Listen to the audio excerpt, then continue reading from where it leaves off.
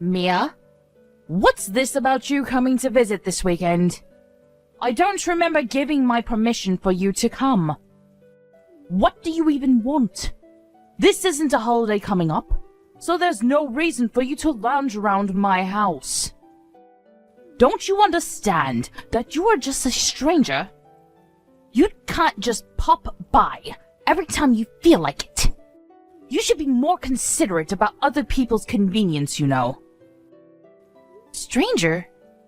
I get that you don't like me, but I've been married to Tom for 3 years now. You could at least accept that I'm your daughter-in-law. Anyway, it's not like I decided that I wanted to visit either. I already know that my presence bothers you, so if I could avoid going, I would. I'm just visiting because I've been invited to come, and it would be rude to keep on declining. Can't we at least be civil for the sake of the loved ones around us? Tom says that he wants to watch the baseball game with his dad, and I'm just tagging along because Ted wants to see me too. Is it really that big a deal? I would understand the overreaction if I was bothering you every weekend, but I've tried to keep my distance in my own way, and have only gone to visit when Ted really insists that I come see you both. Even then, you still make a fuss about how I'm being so selfish and how I'm in the way. In the first place, I don't understand why you hate me so much and what I've done wrong. I've tried to be as sympathetic as possible, but to be honest, it's getting really tiring. The problem is that you don't know your place. I don't like the fact that you act as though you're part of our family when you come to visit, even though you don't belong here. You need to be more aware of the fact that you are just a stranger.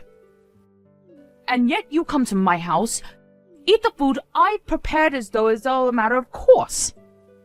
Even though the food I've made is meant for family, not for outsiders like you.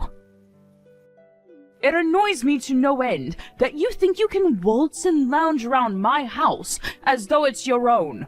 I don't understand the nerve. How on earth your parents raised you, I have no idea. But they've clearly failed to raise you into a responsible and considerate adult. I wish I could give them a tip or two about how they should have brought you up, but even if I did that, it's much too late. No amount of discipline can change your horrible attitude now. I think it's weirder that you refuse to accept me as part of your family, even though I'm married to your son. I thought marriage was supposed to bring people, two families, together, not make me feel as though I'm unworthy of being treated equally. What do you expect me to do? I've offered to help out with the cooking before, but you refuse to let me touch anything as though I'm contaminated or something. So what should I try next? Bring my own packed lunch when we're supposed to be having a family dinner? Should I sit on the floor instead of sitting at the table when we're eating? If that'll please you, I'd be happy to do so. It'd be a lot easier to do all those things instead of having to suffer the silent treatment and glares you give me. But I'm sure that doing those things will raise a lot of eyebrows among the other family members that are attending, and Ted is much too kind to let me do any of that. So I think your only choice is to accept that I'm family and try to get along with me like I've been trying to do with you. Let's be civil, for Tom and Ted's sake.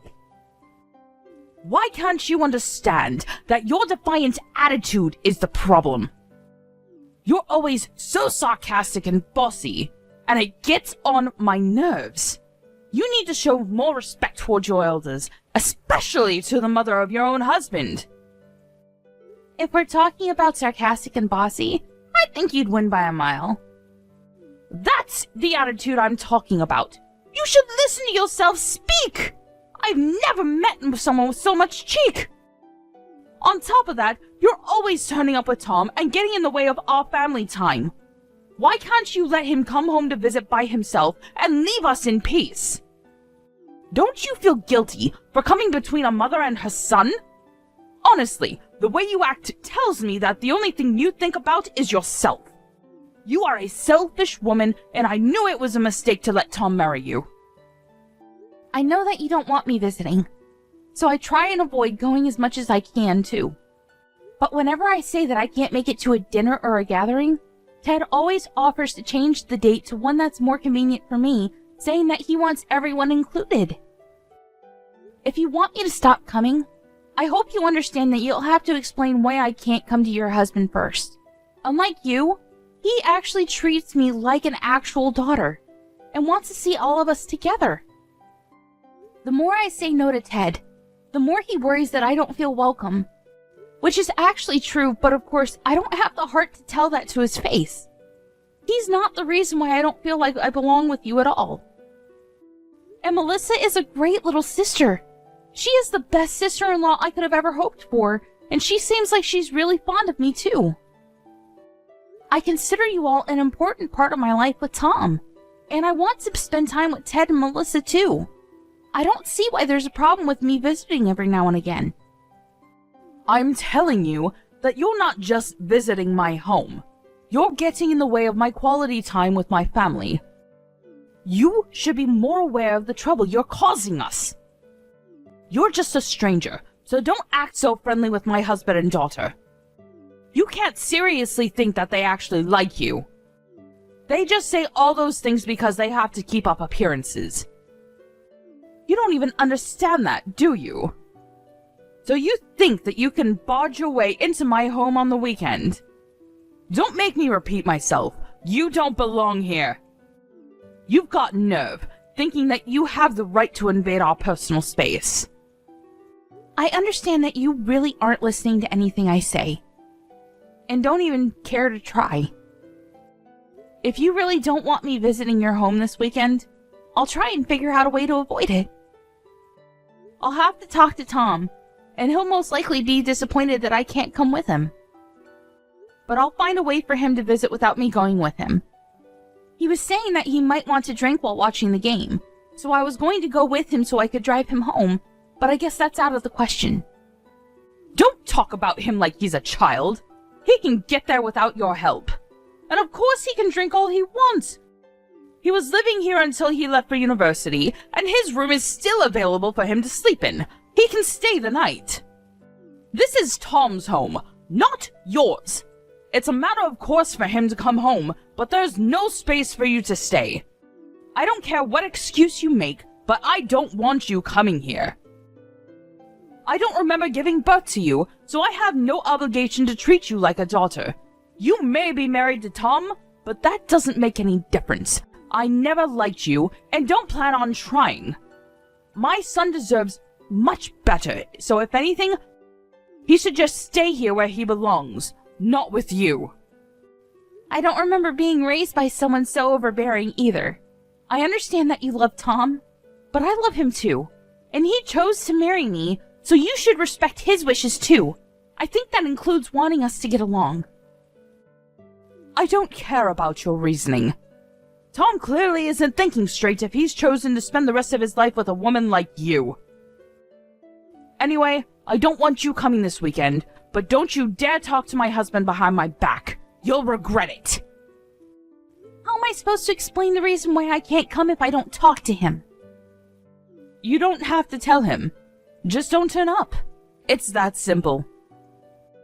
I don't know what you did to make him like you so much, but I'm sure that doing something like that will make it easier for him to realize that he made a mistake to trust you.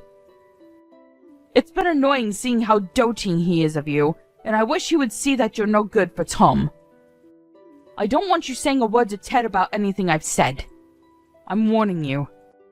It'll be a pain if he starts thinking that I'm bullying you, or being mean when I'm just trying to fix that warped personality of yours. I think anyone would agree that you're bullying me if they saw this conversation. What did you say? I have done my best with you, and you dare say that I'm bullying you? You're such an ungrateful young woman. Really, what does Tom see in you? No, it's nothing. I know that you're doing your best. Anyway, I'll talk to Tom about this weekend, so please don't get that upset. I won't talk to Ted either, and I'll have Tom give him an excuse for why I'm not with him. I understand that it's difficult for you to like me, but I'm trying my best to get on with you as well. Tom wishes we could be closer, but if we could at least accept each other's importance to him, I think it could be easier. Well, I'll have Tom let you know what happens. You know the trip to your parents' house we were planning for this weekend? I think I'll pass after all. Huh? But I thought we already decided we would go together. Why did you change your mind all of a sudden? Did something come up at work? If it's not work, could you reschedule whatever it is for another day? I already told my dad that you're coming, so I can't tell him that you changed your mind. You know that he's really fond of you, and he'll be really disappointed if he hears you can't come this time either. And you know that it's important we see them this weekend. I know he is. And I'm really happy that he's always so generous towards me. He and your sister always make me feel like I've actually joined your family, and I love them like my own family too. It's not work. It's just that your mom found out that I'm coming with you. And she started messaging me again. Your mom doesn't make any effort to change, even though I'm doing my best to be really patient with her. I think it's best to just keep my distance and let her have her territory. It's pretty obvious that I'm not wanted there, and I can't enjoy myself, let alone relax, if she's always so cold towards me. I want to get on better with her, but no matter what I do or say, she's always so critical and finds a problem to complain about. It's worse that she gets so jealous about me talking with Ted and Mel so normally. Don't let her bother you so much. You've got all of us backing you up if she ever crosses the line. And besides, she's all bark and no bite. At the very least, she's been pretending to get along with you when you're with all of us, hasn't she? She cares too much about appearances to make a fuss in front of Dad. Yeah, that's true. She's always making nasty comments when she messages me, but her personality changes completely when I meet her in person. It really makes me feel uneasy. And it makes it even more difficult to show you how horrible she really is to me. It's like it's all just my imagination until we leave, and she starts messaging me about the things she must have been bursting to complain about. You can always show me your conversations, you know? It'll make it easier for me to tell her to stop if I know exactly what she's saying to you. I don't know what she always messages you about, but she must just be craving attention. I know that you've already spent a lot of time trying to get to know her and find something you have in common. But she probably needs more time to accept that she doesn't have me to herself. She was always really overprotective of me, and now that she's feeling lonely, she's probably taking it out on you.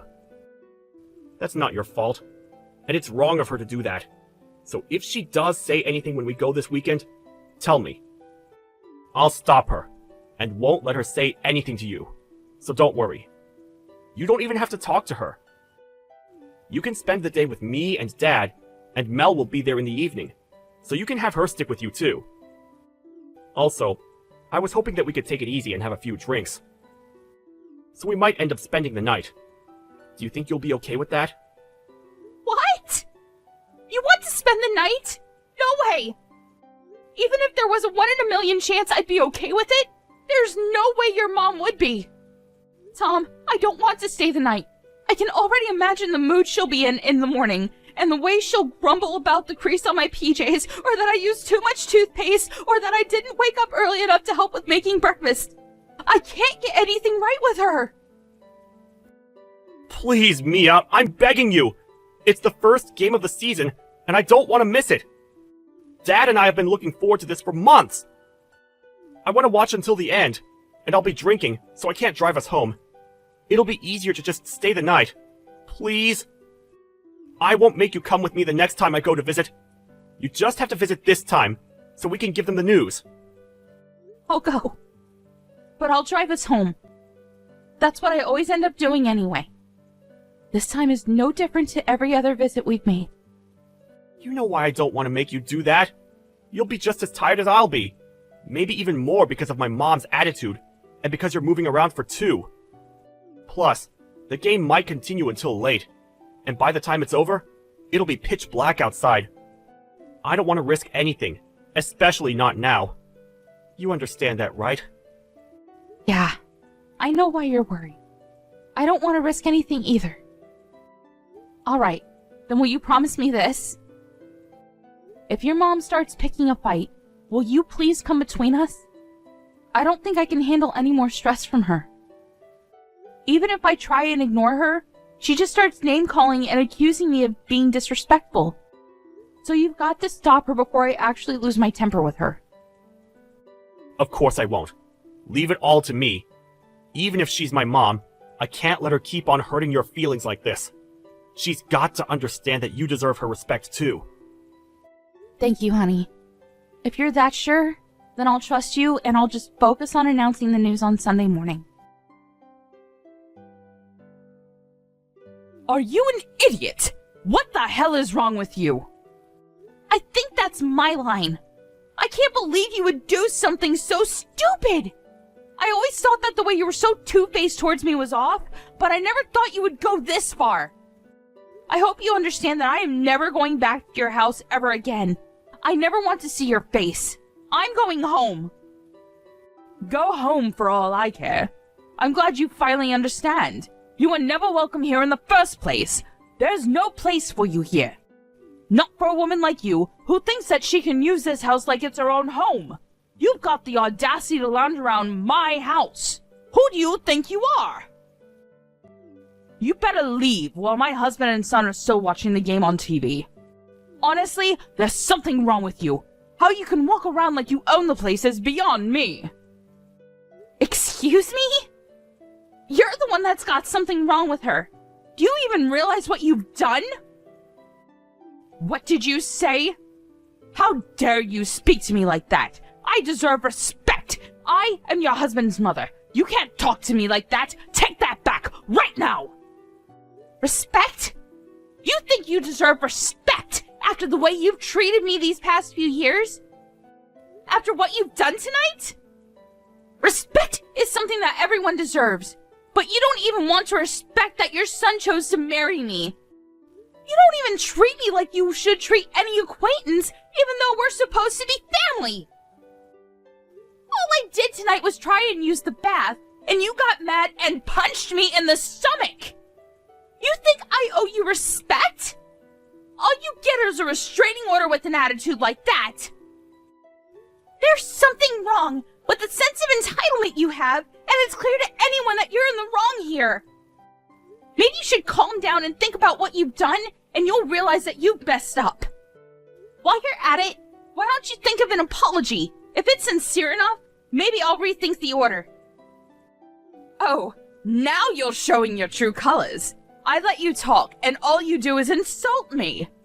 Apology? Why should I be apologizing to you? I haven't done anything wrong. You're the one that tried using the bath in my house, even though you're a stranger. Without permission. What's wrong with me stopping you? It's my house. Without permission? I only tried using the bath because Mel said I could use it before going to bed. I would never barge into someone else's bath without asking first. I was offered it. Also, I've used the bath in this house before and you didn't make such a big deal out of it then. And stopping me? With your fist? You can't just ask me not to use your bathroom like an adult? I would have just gone to bed without a bath if you had asked nicely, since I'm not as childish as you are. But instead, you came into the bathroom when I was changing, grabbed at me, and punched me. What is the matter with you? I can only think that you've got some serious issues that you need to sort out. Have you ever considered taking anger management classes? Because I'd be really grateful if you could start taking them. If I had asked you not to use the bath, then it would make me seem like I was the bad person in that situation. You would have gone to complain to my son and husband that I was being mean to you and act like the victim. Don't you understand something that simple? You're completely at fault in this situation regardless. I can't believe you could have done something so unacceptable. I can't take dealing with you anymore. I've been really patient with you, Sophia. But you've been way too horrible and much too rude. I'm not going to take any more disrespect. I don't think anyone can blame me for being so angry. To be honest, I don't think anyone could blame me if I hit you back involuntarily. But unlike you, I don't believe violence is the answer. I want you to be able to understand that what you did was wrong, And I would never be able to do that if I had acted on impulse and stooped down to your level. Excuse me? I'm at fault. Even though you're the one that used my bath. How many times do I have to tell you that you're just a stranger in this house, and you don't get to use this house like the rest of us do? What's so bad about me disciplining you for not listening to what I said? You're like a dog that peed on the floor. You need to be taught a lesson. A dog? My God. You're going to regret ever having said that, and ever having punched me. What? Are you threatening me? What are you going to do? What on earth do you think you can do? I'm really pissed off right now, so you'd better not test me. I'm going to tell your entire family what you did. There's no way Tom or Ted or Melissa will want to stay with you after they hear what you've done. I'm going to get my revenge for the way you treated me, and you're going to be a very lonely old woman. Oh, really? Try it. There's nothing you can hold against me. They're my family, and there's no way that they'll choose you over me. I came first. Ted's my husband, and Tom and Melissa are my children. They'll support what I did, and they won't ever side with a stranger like you. Do you know why? Because they're not your family. You're just a stranger. This is my house and my family. I come first. You know what? I've had enough talking sense into you. I'm going home. But you better prepare yourself. I'm not going to forget about this, and I'm not going to let you get away with it. I've had enough of keeping quiet about the things you've said and done to me up until now. I thought it was best not to say anything so that it wouldn't ruin your relationship with Tom, but you've gone and blown it up yourself. When he finds out what you've done, you'll be sorry. I don't think we'll ever meet again. Goodbye. Mia? Mia, answer me! You've got to come back. Where are you? Hurry up and get back here, right now, Mia. Would you please stop messaging me? I'm ignoring your messages for a reason, and ordering me around isn't going to help anything. I have no obligation to listen to anything you say to me. Actually, I never had any obligation to, so you should be thankful that I was so reasonable up until now. If you're going to complain about the stuff I left there, I'm going to go and collect it when I go to pick Tom up. So would you please give it a rest? I don't want to see you, and I don't even want to talk to you. So if you'll excuse me, I'm busy. Wait, Mia, you've got to come back. You've got to come back right now or I'll get kicked out. Stop pouting and get back here. Hurry up. Why should I come back? You say that I'm pouting when I'm rightfully angry with you for punching me, and you have the nerve to think that you can order me around? Why should I do anything for you? You haven't even apologized for what you've done. As long as you think you haven't done anything wrong, I don't feel comfortable talking to you. What? You expect me to apologize to you? For what? Why should I? You're the one that should be apologizing to me for making me the bad person. Oh, well, that's a shame. If you don't even want to try apologizing, there's no reason for me to come back. I guess it's difficult for someone as self-centered as you to understand when you've done something bad. Well, it's not like I would have forgiven you that easily after everything I've had to suffer. The best thing for me to do is just keep a distance and prioritize myself. I've got to put my physical and mental health first. Who the hell do you think you are? You think I owe you an apology? And you say that you wouldn't have forgiven me anyway? Since when do I have to ask for your forgiveness? I'm your mother-in-law. You owe me respect. If I tell you to do something, you should shut up and do it. So shut up and come back right now. I'm ordering you. How many times do I have to tell you before you listen to me? You're the one that told me to get out, remember? I was happy to do as you said then because I didn't even want to look at you.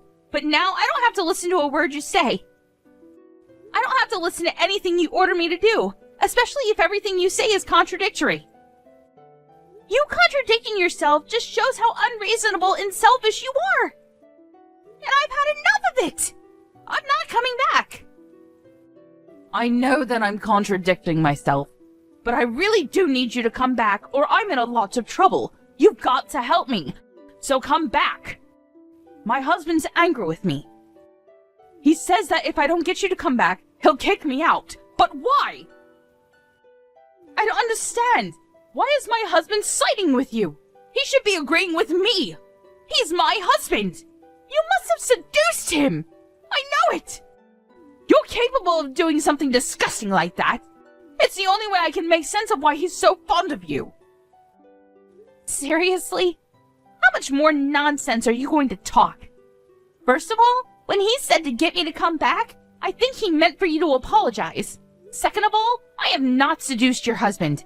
I think the main reason why he's so fond of me is because I've been helping to pay the loans on your house. And because Tom and Melissa also sided with me, too. What? I've been paying the loans for the house you've been living in. I think that means that it's pretty much my house. Though, of course, I don't want to think of it like that. I don't want Ted to feel that he owes me anything. But no matter how much I tell him that I don't want him to make a big deal out of it, he's too kind. I think that explains why he's always favoring me and wants to treat me to dinner at your house. That's why he treats me especially well, and why you might thought it was strange that he was favoring me. But I haven't seduced him. You should think a little more before making ridiculous accusations like that. What? You mean that you're the one that's been paying for the house? The house I'm living in? This house? Are you being serious? Ted had some problems with his business a year or so ago and was in a lot of debt. It was too much for him to handle the loans and the debt all by himself. So Tom and I spoke with him and I offered to pay the loans on his behalf until he clears up his debt. He said that it would take a few years for him to pay back the debt, but he promised that he would pay me back. So it was decided that I would take over paying for your house. Ted himself insisted that I use your house as if it were my own home. And I think that's why he wants me to visit more often, so I can relax and put my feet up. Unfortunately, it's had the opposite effect. But he never told me that he had gotten into debt because of his business. Why wouldn't he have told me? I bet you're just lying to make me feel like I owe you that apology. Why should I believe you when Ted hasn't told me himself? I never knew anything about his business failing. I'm not lying to you. If you don't know anything about your husband's business, that's your problem. You've got to talk to Ted about that. Or maybe Ted felt that he couldn't tell you. I don't know. It just shows that there's a lack of trust in your relationship with your own husband. Oh, that reminds me. You were saying something about my parents not raising me properly earlier? Well, I'd like to say something more about that. I think you've met my parents before on several different occasions, and you know what kind of people they are and the work they do. You know that they own a company, and that I'm helping out with running it. I should let you know that they're the reason why I was able to help Ted out with his financial problems. You owe my parents just as much as Ted does, and yet you insulted them in their child-raising methods and insulted me. I would never hold this over Ted, but you've gone way too far with your attitude. I didn't know. Yeah, and I'm sure that your attitude wouldn't be any different towards me even if you did know. But regardless of what my parents had done for you, you should have never treated me like that. I just want you to know how much you've embarrassed Ted by acting like such a selfish child towards me, someone he feels he owes so much to. Do you finally understand why Ted's so angry with you? I don't blame him for making you apologize and ordering you to get me to come back to the house. I do. So will you please come back? Now he's angry about me punching you. He's been shouting at me why on earth I thought violence was the answer. He won't calm down, no matter how much I try to explain what happened. Why does he even know about me punching you? He and Tom were watching the game when that happened. I thought he wouldn't realize. You thought it would be okay as long as he didn't realize? How naive can you get? I called Tom and told him what happened. You're going to answer for this. What? Why would you do something like that? Now it really does look like I'm the bad person here. Stop playing the victim and tell them what really happened. Tell them how you are flouncing about acting like you could do whatever you like in my house. All I did was punish you for that. I'm pregnant. Excuse me? I'm pregnant. You punched a pregnant woman in the stomach. That's why I left in a hurry, so that I could go to the hospital and see if everything was okay. Why wouldn't I call Tom and tell him what happened? You understand how serious this is? You're lucky that I didn't have to call him to tell him that I had a miscarriage. If I lost the baby, I would have come back to the house and torn you apart. But now I know everything's okay. I'm going to keep it that way. I'm not going anywhere near you. I didn't know that. How was I supposed to know? You never told us you were going to have a baby. It's not my fault. If I had known you were pregnant, I would have never punched you in the stomach. I swear! You've got to come back! But you would have punched me elsewhere, I guess. Whether I'm pregnant or not, you shouldn't have punched me. End of discussion. Tom and I were planning on announcing the news tomorrow morning after breakfast. That's why I thought I should endure the night to get the announcement over and done with, because we wanted to tell you all in person. But that's impossible with you. Punching me was your choice and your mistake. It's all your own responsibility, and you've got to pay for it. I wouldn't be surprised if Ted decided he wanted to have a divorce.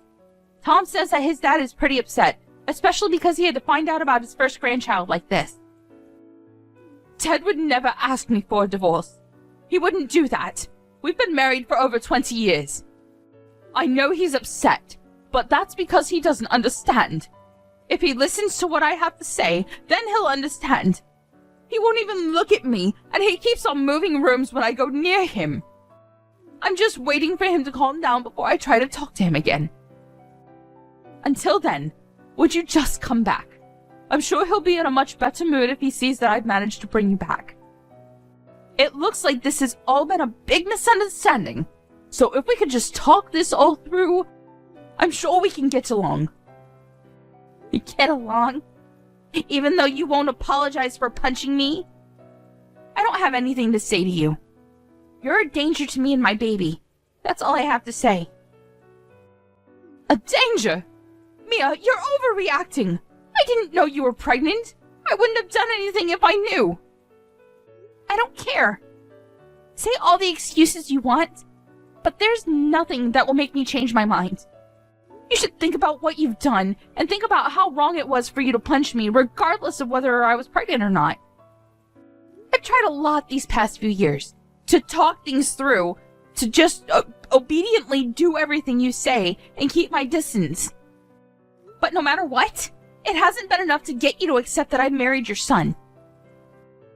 I don't think that I have the time or energy to waste on you anymore. I'd rather put all of that into raising my baby into a person that respects other people. Up until now, you've done a good job of hiding your true nature from your son and husband, but now you revealed everything to them yourself.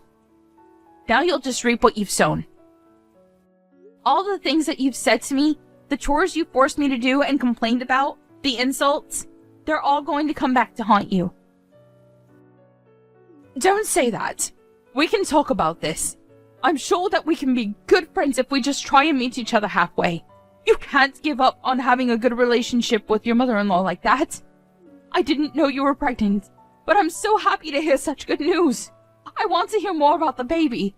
When did you realize you were pregnant? When the doctor thinks it's due? Please, talk to me. And I'm grateful that you helped my husband when he needed it. I didn't know, but now I do. I'm aware that we owe you so much.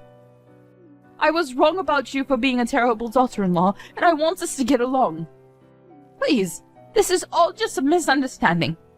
I want us to be friends, so please, come back and let's start over. You can't just ignore me forever. I want to be part of your lives and to help take care of the baby when it's born. No, thank you. You don't have to be that stubborn. You've got to understand that I'm making an effort to reach out to you. And what about the effort I've made up until now? You didn't think much of that, did you? Besides, even Tom has had enough of you. Neither of us thought that you could go this far, so it's not his fault But he's shocked and ashamed that you could have hit me like that. He's upset that he didn't realize before it happened, but now he's realized that he needs to make his priorities clear. He agrees that I shouldn't come back there. So stop messaging me. We don't want anything to do with you. I'm sorry. I really am. I'll apologize as much as you want me to, so please don't cut me out of your lives. You finally feel like apologizing? It's too little too late. That punch was the straw on the camel's back. Goodbye, Sophia. I don't want you coming near me or my family, and of course that means you can't meet your grandchild.